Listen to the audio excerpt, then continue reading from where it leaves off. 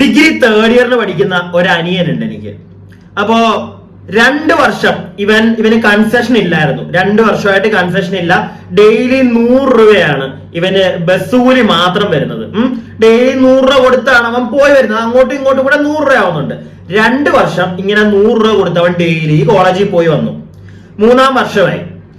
കുറച്ച് ദിവസം മുമ്പ് ഓൺലൈനായിട്ട് നമുക്ക് അപേക്ഷിക്കാം, അതായത് കൺസെഷൻ അപേക്ഷിക്കാം എന്നൊരു പരിപാടി വന്നപ്പോഴത്തേക്ക് അവൻ അപ്ലൈ ചെയ്തു. അവൻ അപ്ലൈ ചെയ്തിട്ട് അവന്റെ അപ്രൂവ്ഡ് ആയി, പൈസ കൊടുത്തു. 980 രൂപയാണ് അവൻ ഓൺലൈനായിട്ട് അപ്ലൈ ചെയ്തത്. അപ്പം ഈ കാർഡ് മേടിക്കാൻ, കൺസെഷൻ കാർഡ് മേടിക്കാൻ അവിടെ ചെല്ലണമെന്ന് പറഞ്ഞു. അപ്പൊ അവന് ക്ലാസ് ഉള്ള ദിവസം ആയതുകൊണ്ട് ഞാനാണ് പോയത് ഈ ഒരു കാർഡ് മേടിക്കാനായിട്ട്. അപ്പോഴും ഞാൻ ആലോചിച്ചു, എല്ലാം ഓൺലൈൻ ആക്കുകയാണ് എന്ന് പറയുന്നു, അപ്ലൈ ചെയ്യുന്ന ഓൺലൈൻ വഴി, എന്നിട്ട് ഈ കാർഡ് മേടിക്കാൻ വേണ്ടി മാത്രം എന്തിനാണ് അവിടെ പോകുന്നത്? ഈ കാർഡ് ഇവർക്ക് ഓൺലൈനായിട്ടും കൊടുത്താൽ പോരെ? എന്തെങ്കിലും നമ്മൾ വല്ല എവിടെയെങ്കിലും പോയി പ്രിന്റ് ഔട്ട്, കഫേലോ എല്ലാം പോയി പ്രിന്റ് ഔട്ട് എടുക്കുന്ന രീതിയിൽ അങ്ങനെ അങ്ങ് ചെയ്താൽ പോരെ എന്നൊക്കെ ഞാൻ ഇങ്ങനെ ആലോചിച്ചു. പിന്നെ വിചാരിച്ചു, വിട്ടു കളഞ്ഞു. ഞാൻ അതിനെപ്പറ്റി ഞാൻ കൂടുതലായിട്ട് ചിന്തിക്കാൻ പോയില്ല, വിട്ടു. എന്നാൽ ഈ കഴിഞ്ഞ ദിവസം ഇവന്റെ കൺസെഷൻ മേടിക്കാൻ ഞാൻ അവിടെ ചെന്നു. അവിടെ ചെന്നപ്പോഴത്തേക്ക് ഇവന്റെ കൺസെഷൻ കാർഡ് റെഡിയാണ്. പക്ഷെ എന്റെ അനിയൻ ഭയങ്കര ബുദ്ധിമാനായതുകൊണ്ടാണ് ഇവൻ എന്നോട് ഫോട്ടോ ഉണ്ട്, അതായത് നമ്മുടെ ഈ കൺസെഷൻ കാർഡിൽ പിള്ളേരുടെ ഫോട്ടോ ഒട്ടിച്ചിട്ട് അവത്തേലാണ് സീൽ അടിച്ചു തരുന്നത്. അപ്പോ ഇവൻ എന്നോട് ഫോട്ടോ കൊണ്ടുവരണം എന്നൊന്നും പറഞ്ഞില്ല അനിയൻ. അപ്പൊ അവനും അത് ചിന്തിച്ച് കാണത്തില്ല. അവൻ എന്നോട് പറഞ്ഞില്ല. ഞാൻ വെറും കയ്യും വീശി KSRTC സ്റ്റാൻഡിൽ ചെന്നു. അവിടെ ചെന്ന് ചോദിച്ചപ്പോഴത്തേക്ക് അവർ കൺസെഷൻ കാർഡ് എന്നെ കാണിച്ചു. പക്ഷെ അവരെന്നോട് ഫോട്ടോ ചോദിച്ചു, 3 ഫോട്ടോ തരണം. അതായത് അവന് 2 കാർഡ് ഉണ്ട്. അവൻ ആലപ്പുഴ വരെ, എന്റെ വീട് അമ്പലപ്പുഴയാണ് വരുന്നത്. അപ്പൊ അമ്പലപ്പുഴയിൽ നിന്ന് ആലപ്പുഴ വരെ, പിന്നെ ആലപ്പുഴയിൽ നിന്ന് ചേർത്തല, അങ്ങനെ രണ്ട് ഇതായിട്ട് പോകണം. അപ്പൊ അതിന് 2 കാർഡുണ്ട്. അപ്പൊ മൊത്തത്തിൽ 3 ഫോട്ടോ വേണമെന്ന് പറഞ്ഞു. ഞാൻ പറഞ്ഞു, സാറേ ഞാൻ ഫോട്ടോ കൊണ്ടുവന്നിട്ടില്ല. അപ്പൊ എന്നോട് പറഞ്ഞു, കാർഡ് റെഡിയാണ്, നാളെ അവനോട് വരാൻ പറ. എന്നിട്ട് അവൻ ക്ലാസ് കഴിഞ്ഞ് തിരിച്ചു പോകുമ്പോഴത്തേക്ക് കുറച്ച് നേരത്തെ ഇറങ്ങിയിട്ട് വന്നിട്ട് ഫോട്ടോയും തന്നിട്ട് മേടിച്ചിട്ട് പോകാൻ പറഞ്ഞു. ഞാൻ പറഞ്ഞു ഓക്കെ എന്ന് പറഞ്ഞ് അനിയനെ വിളിച്ചു പറഞ്ഞു ഞാൻ വീട്ടിൽ പോന്നു. അടുത്ത ദിവസം രാവിലെ ഇവനെ KSRTC ഡിപ്പോയിൽ നിന്ന് വിളിക്കുകയാണ്. ആലപ്പുഴ KSRTC ഡിപ്പോയിൽ നിന്ന് വിളിച്ചിട്ട് അവനോട് പറയുകയാണ്, മോനെ നിന്റെ കൺസെഷൻ കാർഡ് ക്യാൻസൽ ആയിപ്പോയി, നിനക്ക് കൺസെഷൻ കാർഡ് തരാൻ പറ്റത്തില്ല. കാരണം നീ സെൽഫ് ഫിനാൻസിങ് കോളേജാണ് അവൻ BCom ആണ് പഠിക്കുന്നത്. അപ്പൊ 6 മാസം കൂടുമ്പോ അവന് ഫീസ് അടയ്ക്കണം 10,000 രൂപ. ഓക്കെ, 6 മാസം കൂടുമ്പോ ഓരോ സെമസ്റ്ററിന്. അപ്പോ ഈ ഒരു സെമസ്റ്ററിന് അവൻ അടയ്ക്കുന്ന ഫീസിനെക്കാട്ടിലും കൂടുതലാണ് അവൻ അവന്റെ വീട്ടിൽ നിന്ന് അവൻ കോളേജിൽ പോയി പഠിക്കുമ്പോഴത്തേക്ക് അവൻ KSRTCക്ക് വേണ്ടി കൊടുക്കുന്ന കാശ്, അവന്റെ ട്രാവലിന് വേണ്ടി അവൻ മുടക്കുന്ന കാശ് അവന്റെ ഫീസിനെക്കാട്ടിലും കൂടുതൽ. അതായിരുന്നു അവന്റെ അവസ്ഥ. എന്നിട്ട് അവനെ ഇപ്പൊ വിളിച്ചു പറഞ്ഞിരിക്കുകയാണ് ക്യാൻസൽ ആയി. സെൽഫ് ഫിനാൻസിങ് കോഴ്സ് ആയതുകൊണ്ട് തന്നെ നിനക്ക് ഈ ഒരു എമൗണ്ടിന് 950 രൂപയ്ക്ക് നമുക്ക് തരാൻ പറ്റത്തില്ല, അതുകൊണ്ട് നീ വീണ്ടും അപ്ലൈ ചെയ്യണമെന്ന്. ഒന്ന് ആലോചിച്ച് നോക്കിക്കേ. അല്ല, അങ്ങനെയാണെങ്കിൽ എന്തിനാണ് ഇവർ ആദ്യമേ പ്രൊവൈഡ് ചെയ്തത്? ആദ്യമേ എന്തിനാണ്? ഞാൻ പോയി കണ്ടതാണ്. ആദ്യമേ അവന് ഇഷ്യൂ ചെയ്തു കൺസെഷൻ കാർഡ്.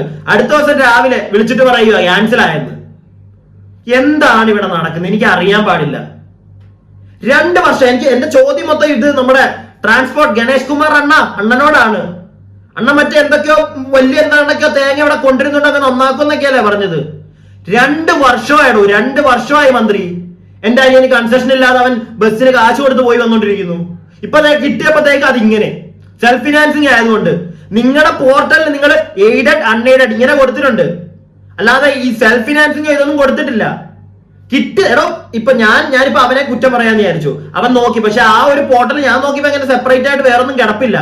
മര്യാദക്കുള്ളത് തന്നെ അവൻ ചെയ്തു കൊടുത്തത്. ഇനി അവന്റെ ഭാഗത്ത് എന്തെങ്കിലും മിസ്റ്റേക്ക് ഉണ്ടെങ്കിൽ പോലും എന്തിനാദ്യമേ നിങ്ങളുടെ KSRTC ഡിപ്പാർട്ട്മെന്റ് എന്തിനാദ്യമേ ഇഷ്യൂ എന്തിനു ചെയ്തു? ഞാൻ പോയി കണ്ടതാണ്. ആ സമയത്ത് ഇങ്ങനത്തെ പ്രശ്നങ്ങളൊന്നും വരുമെന്ന് എനിക്ക് അറിയത്തില്ലായിരുന്നു. ഇല്ലെങ്കിൽ ഞാൻ പോകുന്ന മൊത്തം മറ്റേ വീഡിയോ എടുത്ത് വെച്ചേനെ. എന്നിട്ട് ഇപ്പതേ അടുത്ത ദിവസം വിളിച്ചിട്ട് ഇല്ല എന്ന്. എന്താ ചെയ്യണ്ടേ? അവൻ അടച്ച പൈസ 950 രൂപ. അത് ഞാൻ പിന്നെ അതിനെപ്പറ്റി ഒന്നും പറയുന്നില്ല. കാരണം അവരെന്നോട് പറഞ്ഞു, അനിയനോട് പറഞ്ഞു, അതായത് മോനെ നീ ഒരു ആപ്ലിക്കേഷൻ എഴുതിത്താ, നിന്റെ ഭാഗത്താണ് മിസ്റ്റേക്ക് എന്ന് പറഞ്ഞൊരു ആപ്ലിക്കേഷൻ എഴുതിത്താ, അപ്പൊ ഞങ്ങള് റിക്വസ്റ്റ് എഴുതിത്താ, അപ്പൊ ആ പൈസ നിനക്ക് തിരിച്ചു കിട്ടുമെന്ന്. ഒന്ന് ആലോചിച്ച്. ആ ചെറുക്കനോട് പറയാണ് അവന്റെ ഭാഗത്താണ് മിസ്റ്റേക്ക് എന്ന് പറഞ്ഞ് എഴുതി തരാം. അവന്റെ ഭാഗത്ത് എന്ത് മിസ്റ്റേക്ക് ആണ്? എന്റെ ചോദ്യം, അവന്റെ ഭാഗത്ത് എന്തെങ്കിലും മിസ്റ്റേക്ക് ഉണ്ടെങ്കിൽ എന്തിന് നിങ്ങൾ ആദ്യമേ അവന് ഇഷ്യൂ ചെയ്തു കൊടുത്തു? ഇപ്പൊ എന്നിട്ട് അവനോട് പറഞ്ഞ ഇതാണ്, അതായത് പുതിയ എന്തോ നിയമം വരുന്നുണ്ട്, സെൽഫ് ഫിനാൻസിങ് കോളേജിലെ സ്റ്റുഡൻസിന് നമുക്ക് ഈ ഒരു എമൗണ്ടിന് കൊടുക്കാൻ പറ്റത്തില്ല, കുറച്ചുകൂടെ റേറ്റ് ആവും. ഇതൊക്കെ ആദ്യമേ ചെയ്യണമായിരുന്നു. ഇനി ആദ്യം ചെറുക്കൻ വീണ്ടും അപ്ലൈ ചെയ്ത്. എനിക്ക് അറിയാൻ പാടില്ല. മന്ത്രി താൻ ഇതൊന്നും കാണുന്നില്ലേ? മന്ത്രിയോടാണ്, മന്ത്രിയോട് മാത്രമേ ചോദിക്കാൻ പറ്റൂ, വേറെ ആരോട് ചോദിക്കാനാ? KSRTC work ചെയ്യുന്നവന്മാരോ? അങ്ങോട്ട് ചെന്ന് ചോദിച്ചു കഴിഞ്ഞാൽ അവന്മാര് വായി പൊളിച്ചിരിക്കും ഓരോത്തിന്. കഴിഞ്ഞ ദിവസം ഞാൻ ഈ കൺസെഷൻ മേടിക്കാൻ തന്നെ ചെന്നപ്പോഴത്തേക്ക് സാധാരണ ഒരു കൺസെഷൻ കൊടുക്കുന്ന 3 തൊട്ട് 4 ഇന്ന ടൈമിൽ അവിടെ ഒരു കൗണ്ടർ ഉണ്ട്, അവിടെ അടച്ചിട്ടേക്ക് ഞാൻ 3 മണിക്ക് ചെന്നപ്പോ. അപ്പൊ ഞാൻ നേരെ സ്റ്റേഷൻ മാസ്റ്ററിന്റെ അവിടെ ചെന്ന് ചോദിച്ചപ്പോൾ എന്നോട് പറഞ്ഞ അപ്പുറത്തെ ബിൽഡിംഗ് ആണെന്ന്. അവിടെ ചെന്നപ്പോ പറഞ്ഞ് ഇപ്പുറത്തെ ബിൽഡിംഗ് വരുമെന്ന്. ഇതാണ് അവിടുത്തെ അവസ്ഥ. അല്ല, ഡിപ്പോയിലെ കാര്യമൊന്നും ഞാൻ നിങ്ങൾക്ക് വിശദീകരിച്ചു തരുന്നില്ല. ഞാൻ ഇന്ന് ഈ കാര്യം പറയാൻ കാരണം KSRTC ബന്ധപ്പെട്ട് ഒരു വാർത്ത ഞാൻ ഇന്ന് കണ്ടു. അപ്പൊ ഞാൻ വിചാരിച്ചെന്നാ പിന്നെ ഇതും കൂടെ അതിനകത്തങ്ങ് പറഞ്ഞേക്കാം. ഇത് ഞാൻ തിങ്കളാഴ്ച, ഇന്നിപ്പോ ഞാൻ ശനിയാഴ്ചയായി വീഡിയോ എടുക്കുന്നത്. ഞാൻ തിങ്കളാഴ്ച ഈ ഒരു വിഷയത്തെ പറ്റി വീഡിയോ ചെയ്യാമെന്നാണ് വിചാരിച്ചുകൊണ്ടിരുന്നത്. കാരണം തിങ്കളാഴ്ച അവന് വീണ്ടും KSRTC ഡിപ്പോയിൽ ചെന്ന് ഈ അപേക്ഷ എഴുതി കൊടുക്കണമെന്ന് പറഞ്ഞിട്ടുണ്ട്. അപ്പൊ അവനത് കൊണ്ട് ചെയ്യട്ടെ. അതിപ്പോ അവന് വേറെ മാർഗ്ഗമില്ല, അവന്റെ മിസ്റ്റേക്ക് ആണെന്ന് പറഞ്ഞ് എഴുതി കൊടുത്തേ പറ്റുള്ളൂ. ഞാൻ നോക്കിയപ്പോ എനിക്ക് അവന്റെ മിസ്റ്റേക്ക് ആയിട്ടൊന്നും തോന്നിയില്ല. ഞാൻ കുറച്ചു മുന്നേ അവരോട് ചോദിച്ചു, എടാ നീ എന്തെങ്കിലും മറ്റേ പോർട്ടലിനകത്ത് ചെയ്തപ്പോ മിസ്റ്റേക്ക് വരുത്തിയോ? അപ്പോഴും അവൻ പറഞ്ഞു ഇല്ല ചേട്ടാ. ഓക്കെ, ഞാൻ പറഞ്ഞു എന്നിട്ട് ഞാൻ വിശ്വസിച്ചില്ല. ഞാൻ പറഞ്ഞു അവന്റെ മിസ്റ്റേക്ക് ആയിക്കോട്ടെ, ഓക്കെ അവന്റെ മിസ്റ്റേക്ക്. പക്ഷെ അവന്റെ മിസ്റ്റേക്ക് ആണെങ്കിൽ പോലും എന്തിനു ഇവര് ആദ്യമേ ഇഷ്യൂ ചെയ്തു? ഞാൻ പോയി കണ്ടതാ, അവനെ ഞാൻ വിശ്വസിച്ചില്ല. ഞാൻ പോയി കണ്ടതാ, ഞാനാ മേടിക്കാൻ ചെന്നത്. ഞാൻ കണ്ടതാണ് അവന്റെ കൺസെഷൻ കാർഡ്. അന്ന് എന്റെ ഫോട്ടോ ഉണ്ടായിരുന്നെങ്കിൽ ഞാൻ ഒട്ടിച്ച് ചിലപ്പോൾ ഞാൻ ഈ കൊണ്ടുവന്നേനെ, കൈ കിട്ടിയാല സാധനം. അടുത്ത ദിവസം ആയപ്പോഴത്തേക്ക് അതില്ല, അത് അവര് റദ്ദാക്കി. ഒന്ന് ആലോചിച്ച നിങ്ങള്, ഞങ്ങളത് മണ്ടന്മാരോ? നമ്മൾ പോട്ടെ, അവന്റെ അവസ്ഥ ഞാൻ ആലോചിച്ചു. 2 വർഷമായി ചെറുക്കൻ 100 രൂപ വെച്ച് ഡെയിലി കൊടുത്ത് അവൻ പൊക്കോണ്ടിരിക്കുന്നത്. ഞാൻ നേരത്തെ പറഞ്ഞ കണക്ക് അവന്റെ ഒരു സെമസ്റ്റർ ഫീസിനെക്കാട്ടിലും കൂടുതൽ കാശാ അവന്റെ വണ്ടിക്കൂലിക്ക് വരുന്നത്. എന്ത് കഷ്ണം ചോദിക്കാൻ ഇവിടെങ്ങും ആരുമില്ല. ഞാനിപ്പോ ഈ വീഡിയോ ചെയ്താൽ തന്നെ എത്ര പേര് കാണുമെന്നൊന്നും എനിക്ക് അറിയത്തില്ല, വളരെ കുറച്ചായിരിക്കും. ആർക്കും ഇതൊന്നും അറിയണ്ട. അറ്റ്ലീസ്റ്റ് കുട്ടികൾ ഇത് കാണണമെന്നാണ് ഞാൻ പറയുന്നത്. പിള്ളേർ വേണം അതൊക്കെ അറിയാൻ. ഇങ്ങനെയാണ് നടക്കുന്നത് ഇവിടെ. 2 വർഷമായിട്ട് ആ ചെറുക്കന് ഞാനത് അങ്ങനെ അധികം അവന്റെ കാര്യത്തിൽ ഇടപെടാത്തൊരു വ്യക്തിയായിരുന്നു. അതുകൊണ്ട് തന്നെ ഞാൻ കൂടുതൽ തിരക്കാൻ പോയിട്ടില്ല. ഞാൻ ഇപ്പോഴാണ് കുറെ ആയിട്ട് ഇരിക്കുന്നത്. ഞാൻ ഇതുവരെ വീട്ടിൽ അങ്ങനെ ഇല്ല.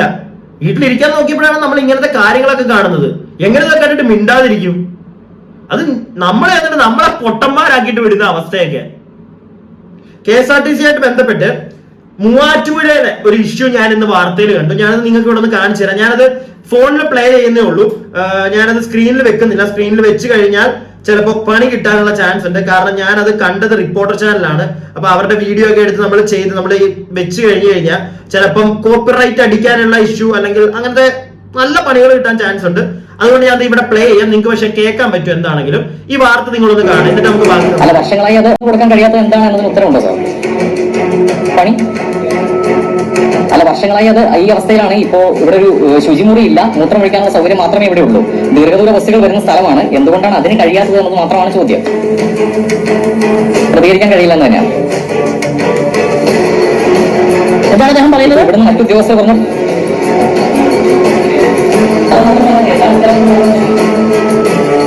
ദീർഘദൂര ബസ്സുകൾ വരുന്ന സ്ഥലത്ത് യാത്രക്കാർക്ക് മലമൂത്ര വിസർജനം നടത്താൻ സൗകര്യമില്ല എന്ന് പറയുന്ന ഒരു പ്രതിസന്ധി ഉണ്ടല്ലോ സാർ. താങ്കൾക്ക് ശുചിമുറി ഉണ്ടാകും, യാത്രക്കാർക്ക് അതില്ല എന്നതാണ് പ്രതിസന്ധി. അൻകുമാർ ഒരു തരത്തിലും പ്രതികരിക്കാൻ അദ്ദേഹം തയ്യാറല്ല. യാത്രക്കാരുടെ അവസ്ഥയിൽ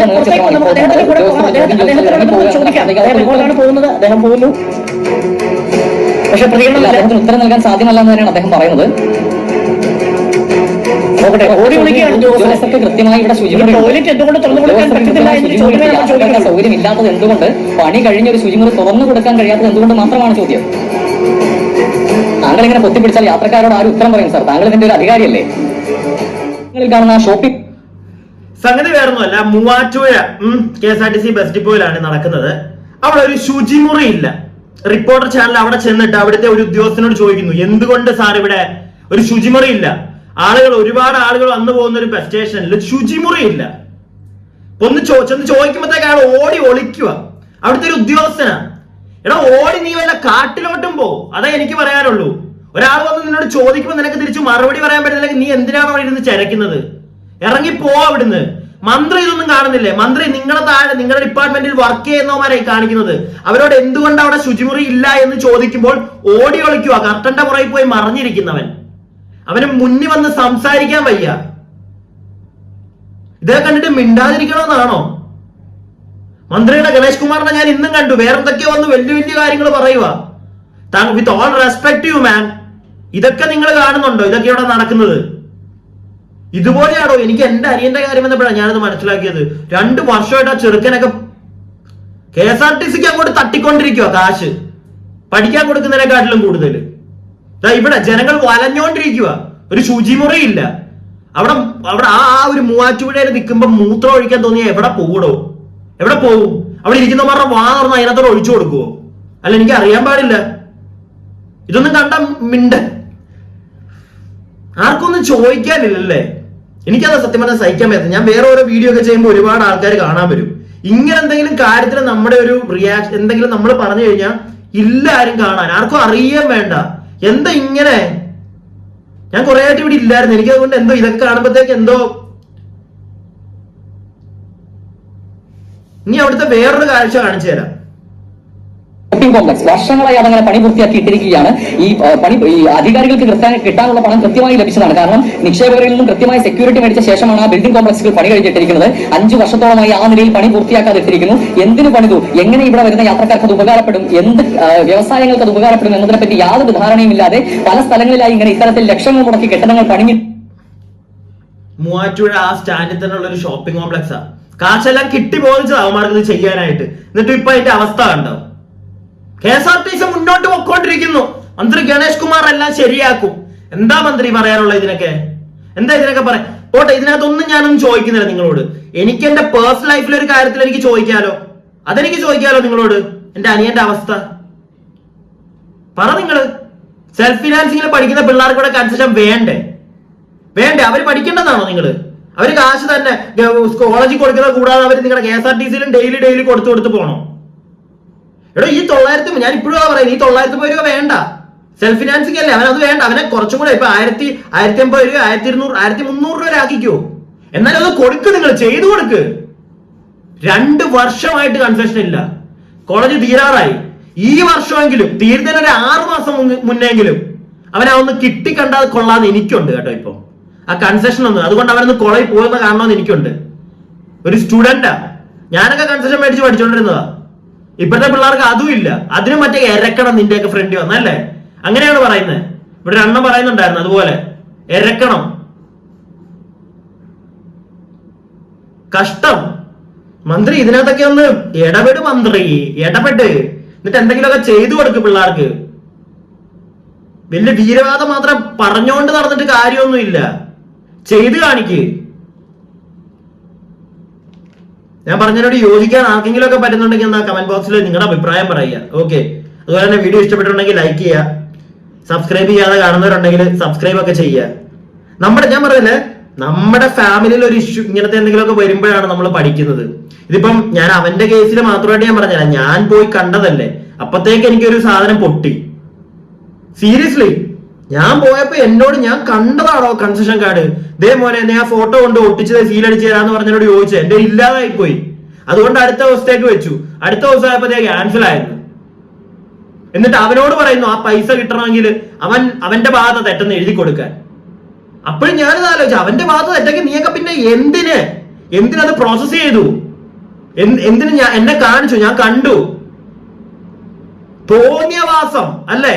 അതൊക്കെ കണ്ടോണ്ട് നമ്മൾ മിണ്ടാതെ നീയൊക്കെ പറയുന്ന മാത്രം കണ്ട് ചെയ്ത് ഇങ്ങനെ പോവുക. കഷ്ടം. ആ ചെറുക്കനെയൊക്കെ എത്രയും പെട്ടെന്ന് ഇവിടുന്ന് അവന്റെ ഡിഗ്രി കഴിഞ്ഞിട്ട് അവനെ വേറെ എങ്ങോട്ടെങ്കിലും പറഞ്ഞു കൊടുക്കണം. ഇവിടെ നിന്ന് കഴിഞ്ഞാൽ എനിക്ക് തോന്നുന്നില്ല ഇവിടെ നിൽക്കാതിരിക്കുന്നത് നല്ലത്.